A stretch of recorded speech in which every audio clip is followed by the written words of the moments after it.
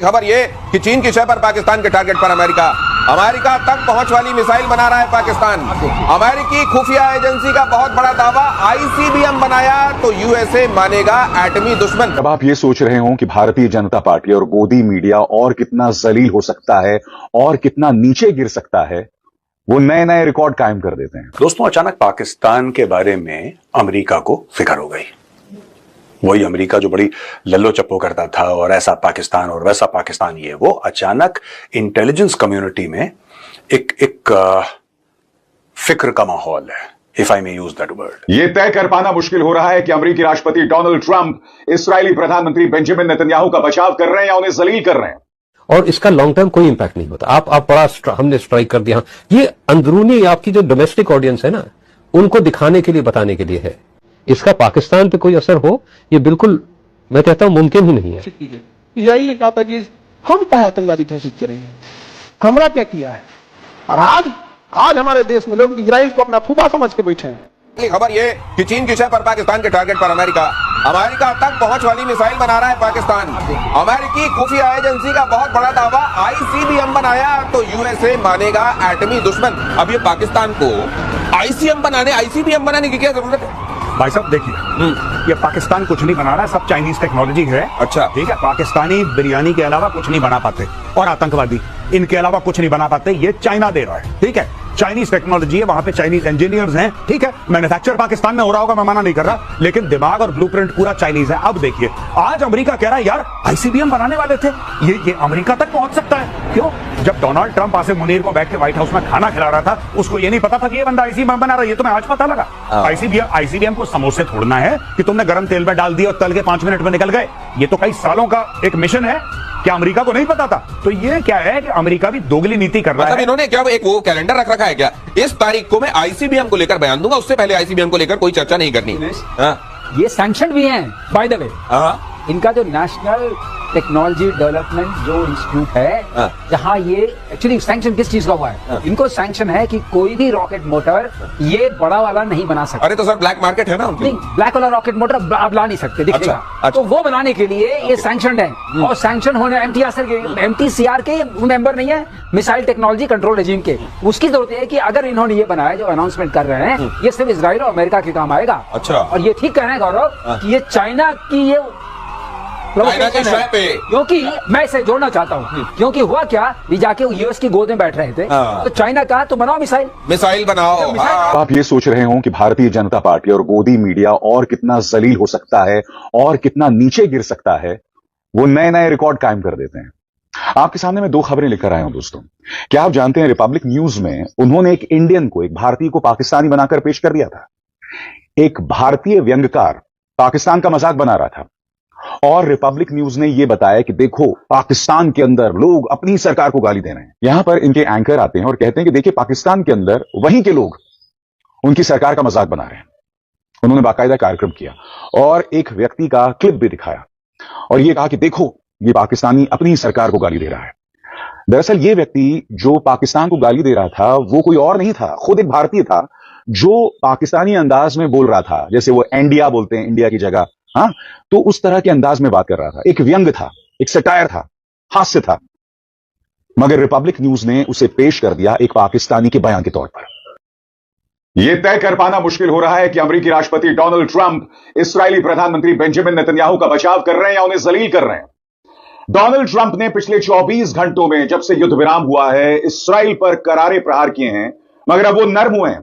मगर नर्म होने के बाद भी वो लगातार इस्राएली प्रधानमंत्री बेंजामिन नेतन्याहू को जलील कर रहे हैं। सबसे बड़ी बात, वो कहते हैं कि ईरान ने इतना तोड़ा कि अगर मैं बचाने नहीं आता तो न जाने इस्राएल का क्या होता। अब जो पाकिस्तान के पास असला है, जो न्यू नॉर्मल में काम आएगा, वो क्या है? वो असला ये है कि ड्रोन्स। आज ड्रोन सबसे ज्यादा चाइना के पास है, अलग अलग टाइप के ड्रोन्स हैं। कमर्शियल ड्रोन में वो नंबर 1 है दुनिया में। अब कई सारा पैकेज जो है, जो रुका पड़ा था, J-10 जो बहुत कामयाबी जिसने दिखाई, अब वो उसकी नेक्स्ट जनरेशन का, ये 4th जनरेशन का है, वो 5th जनरेशन का एयरक्राफ्ट है जिसको बोलते हैं J-31। तो एक तो वो उनको मिलेगा। चाइना के पास एक KJ-500 airborne early warning system है, जो आपको बताता है कि टारगेट कहाँ है, टारगेट को कैसे हासिल करना है, वो भी मांग थी, वो इनको दे देंगे आप। उनके पास एक ऐसा सिस्टम है जिसको हम बोलते हैं मोबाइल एयर डिफेंस सिस्टम, जो स्वीप करते हैं। तो जितने भी हमारे ड्रोन होंगे तो वो एक स्वीप के अंदर उस पूरे को खत्म कर सकते हैं। तो वो भी अब अपनी तैयारी करेंगे, टर्की से भी सामान लेंगे। इसका मतलब ये हुआ कि जो पॉज है, जो अभी लगा हुआ है न्यू नॉर्मल पे, वो उठ जाएगा। और जैसे उठेगा, मुझे इसमें कोई शक नहीं है कि तब तक जो है जल्दी से जल्दी चाइना उनको ये सामान दे देगा पाकिस्तान को, और पाकिस्तान फिर से शुरू। दोस्तों, अचानक पाकिस्तान के बारे में अमेरिका को फिक्र हो गई। वही अमेरिका जो बड़ी लल्लो चप्पो करता था और ऐसा पाकिस्तान और वैसा पाकिस्तान, ये वो अचानक इंटेलिजेंस कम्युनिटी में एक फिक्र का माहौल है, if I may use that word, कि पाकिस्तान एक इंटरकॉन्टिनेंटल बैलिस्टिक मिसाइल बना रहा है। That is the entire premise of this video, that Pakistan is supposedly making an intercontinental ballistic missile। अच्छा, इसके पहले कि पाकिस्तानी खुश हो जाएं, मैं आपको यह बताना चाहता हूं कि चाहे शाहीन 2 हो, शाहीन 3 हो, अबाबील हो, ये सारी की सारी चाइनीज मिसाइल्स हैं। आप जाके इंटरनेट पे चेक कर लीजिए, आपको पता लग जाएगा कि कौन सी मिसाइल क्या है, किससे उसका मोटर लिया गया है, किससे उसका इंजन लिया गया है। ये सिर्फ आके पाकिस्तान में असेंबल हुई हैं। सारी की सारी टेक्नोलॉजी ये चाइनीज है। एक और चीज, कभी आपने देखा है पाकिस्तान ने कोई माइक्रोवेव ओवन बनाया हो, पाकिस्तान ने कोई वॉशिंग मशीन बनाई हो, पाकिस्तान ने कोई मोटरसाइकिल बनाई हो, या पाकिस्तान ने कोई सिलाई की मशीन बनाई हो? नहीं ना। तो दोस्तों, जो देश सिलाई की मशीन नहीं बना पाता, वो इंटरकॉन्टिनेंटल बैलिस्टिक मिसाइल कैसे बनाएगा? जाहिर सी बात है, ये टेक्नोलॉजी बाहर से आई है, क्योंकि पाकिस्तानी कभी आतंकवादियों के अलावा तो और कुछ बनाते नहीं है। या तो आतंकवादी बनाते हैं, दूसरों को बेवकूफ बनाते हैं। अब ये टेक्नोलॉजी आई क्यों? सबसे बड़ी बात, आई क्यों? आज की तारीख में डोनाल्ड ट्रंप ये कह रहा है कि नहीं साहब, ये तो बड़ा गलत है और पाकिस्तान ने बिल्कुल गलत करा, पाकिस्तान को ऐसा नहीं करना चाहिए था, और ऐसा वैसा। इंटेलिजेंस कम्युनिटी जो यूएस की, वो ये कह रही है कि अगर पाकिस्तान बनाता है इंटरकॉन्टिनेंटल बैलिस्टिक मिसाइल या उस रास्ते पर भी चलता है, तो हम ये मानेंगे, we will believe that Pakistan is a nuclear adversary. ये हुआ क्यों है? अब आप ये बोलेंगे साहब, इंटरकॉन्टिनेंटल बैलिस्टिक मिसाइल मतलब 5000, 8000, 12000, 15000 किलोमीटर की मारक क्षमता वाला एक वेपन, और पाकिस्तान का दुश्मन तो भारत है।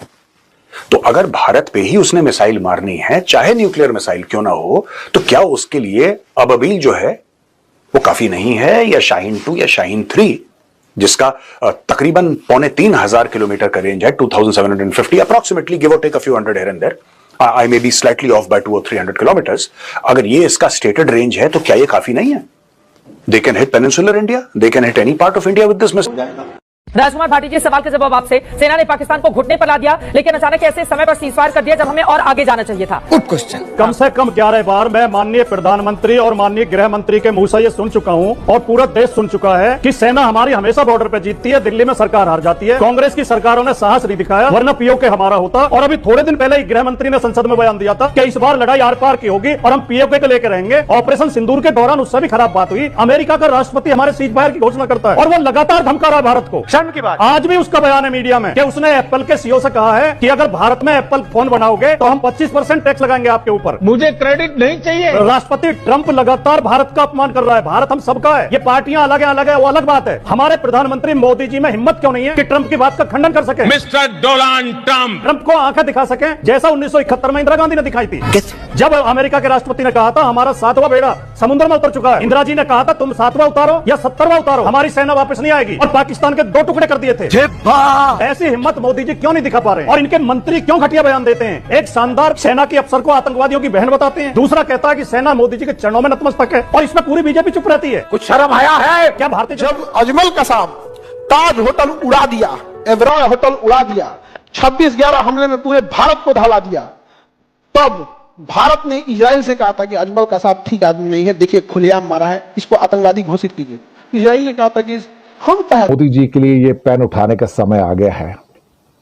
वार्निंग मिल गई है ट्रंप से, बहुत बातचीत हो गई, ट्रेड के ऊपर बहुत कुछ हो गया, बहुत शर्तें तुमने रख दी, बहुत सारी मीटिंग कर ली वॉशिंगटन में और दिल्ली में, अब और कोई शर्त भी नहीं होगी और मीटिंग भी नहीं होगी। ड्राफ्ट बना दिया गया है, पेन उठाओ और साइन करो। जी हां, वो दिन आ गया है अब ट्रंप ने सीधी धमकी दे दी है, ये पकड़ो पेन, ये पड़ा ड्राफ्ट सामने और साइन करो उसके ऊपर, क्योंकि तुम्हारे पास दूसरा कोई रास्ता नहीं है। आप क्या सोच रहे हैं? ये मोदी खड़े हो जाएंगे? मोदी सामना करेंगे? उनकी 56 इंच की छाती है और ट्रंप से कहेंगे कि मैं अपने किसानों की या डेयरी उत्पादकों की, दुग्ध उत्पादकों की मौत का डेथ वारंट साइन नहीं कर सकता? वो ये कहेंगे? बिल्कुल नहीं, बिल्कुल भी नहीं, क्योंकि मोदी की कमजोर नस दो लोगों के हाथ में है, एक ट्रंप के हाथ में और दूसरी शी जिनपिंग के हाथ में। ये दोनों मोदी को कुछ भी कह सकते हैं, कुछ भी लंबास्ट कर सकते हैं, गालियां दे सकते हैं, ब्लैकमेल कर सकते हैं, ह्यूमिलेट कर सकते हैं, लेकिन मोदी बोलेंगे नहीं, क्योंकि शायद उनके सीक्रेट उनके पास हैं। अब ट्रंप ने देख लिया कि ये इंडिया की जो टीमें हैं बहुत ना नुकर कर रही हैं, तो अब उन्होंने कह दिया कि घड़ी आ गई है, बिग ट्रेड डील होगी और हम साइन करने जा रहे हैं। यानी कि 9 जुलाई की लास्ट डेट। हालांकि उन्होंने ये भी कहा है कि मैं डेट बढ़ा भी सकता हूं, मैं कम भी कर सकता हूं, मैं जो चाहे कर सकता हूं, आई कैन डू एवरीथिंग। मुझे लगता है कि ये कुछ ऐसी चेतावनी है जो अपने आप में बहुत अनोखी है। ये जो अमेरिका की चेतावनी है, ये शायद कुछ इसे बड़े रूप में लेना चाहिए। हमें फिक्र करनी चाहिए कि हमारे किसानों के ऊपर जो उनके राइट्स हैं, जो अधिकार हैं, उसका डेथ वारंट साइन होने जा रहा है, उसका डेथ वारंट साइन होने जा रहा है। और यहां पर क्या होगा? सिर्फ एक चीज होगी, सिर्फ एक चीज। अब ट्रंप ने फैसला किया कि पेन उठाएंगे और सामने मोदी जी बैठे होंगे और कहेंगे ये पकड़ो पेन और करो साइन। मोदी के पास कोई रास्ता नहीं होगा कि वो रिगल आउट करें। मोदी इतने दबाव में है कि वो वहां पर साइन करेंगे और बाहर आके कहेंगे हमने एक हिस्टोरिक डील की है, भारत के लोगों से, भक्तों से कहेंगे, भारत के किसानों के लिए, भारत के दुग्ध उत्पादकों के लिए, भारत की डेयरी उद्योग के लिए, भारत के इंडस्ट्री के लिए, भारत की सर्विसेज के लिए हम बहुत बड़ा फैसला करके आए हैं और दुनिया की सबसे बड़ी हिस्टोरिक डील है। लेकिन सबको पता अंदर से कि वो सरेंडर करके आए हैं। और ट्रंप कहेगा हमने एक हिस्टोरिक डील साइन कर लिया, दुनिया की सबसे बड़ी डील है, हमने चाइना के साथ भी साइन कर लिया।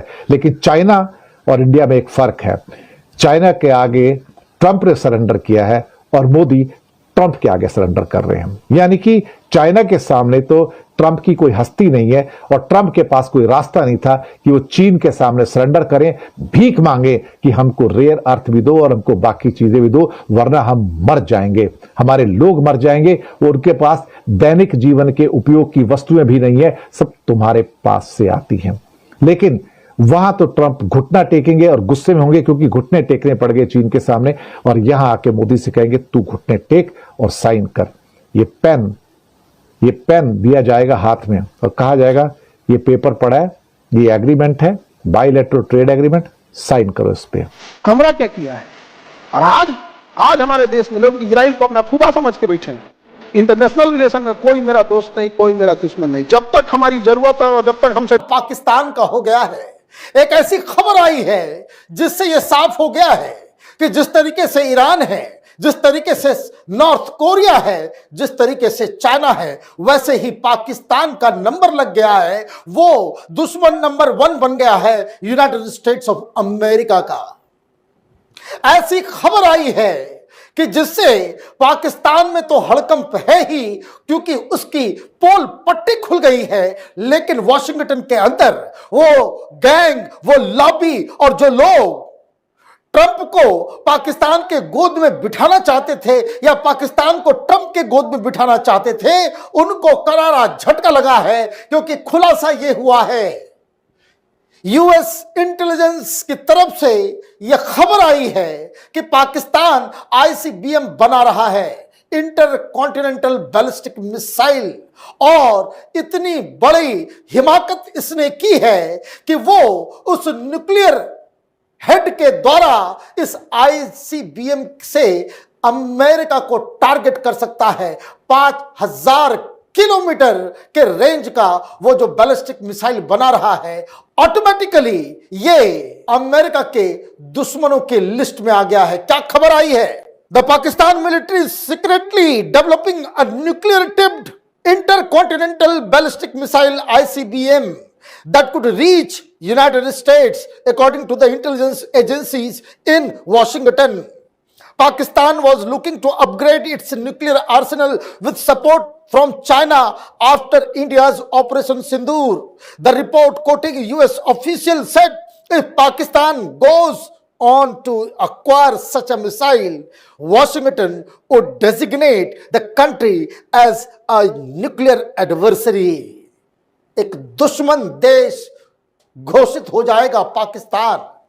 जब से मार पड़ी है हिंदुस्तान से ऑपरेशन सिंदूर के बाद, यह खबर आई है जो इंटेलिजेंस कम्युनिटी के द्वारा कि पाकिस्तान अब चीन के मदद से वो आईसीबीएम बना रहा है, इतने बड़े बड़े मिसाइल्स जिसके ऊपर न्यूक्लियर वॉरहेड भी लग सकता है और वो अमेरिका के सरहद तक भी पहुंच सकता है। ये एक बड़ी खबर जिससे पाकिस्तान की हालत वो खराब होती जा रही है। लेकिन ये रिपोर्ट कहां से आई और इन सब की शुरुआत कहां से हुई है?